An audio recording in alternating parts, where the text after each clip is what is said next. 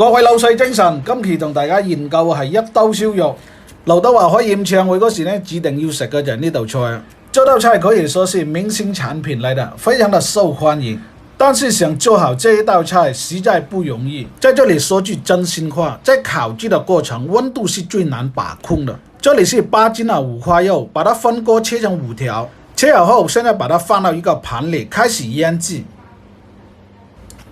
現在準備有食用鹽60克、五香粉10克，把它混合在一起，再把它撒到豬肉的上面，把它摩擦均勻，這樣使它得到更均勻的入味。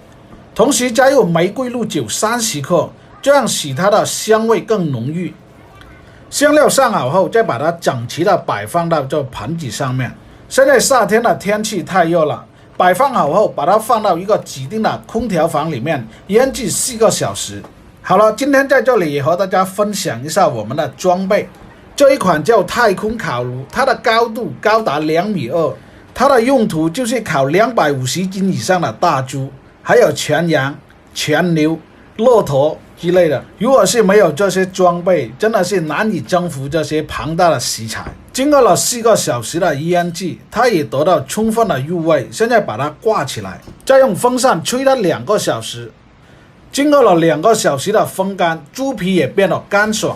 用手碰上去的時候，感覺到豬皮已經有一點發硬。下一步開始燒炭，把烤爐預熱。當烤爐的溫度升至150度的時候，就把豬肉掛到烤爐裡面，把爐蓋蓋上，在頂部的小窗眼留出2公分的裂縫。這時候的溫度保持在150度，烤製的時間為30分鐘。這是30分鐘的現狀，豬皮也開始上色。現在把爐溫升至220度，繼續的烤製10分鐘。全程的烤製時間為40分鐘。時間到，現在可以出爐。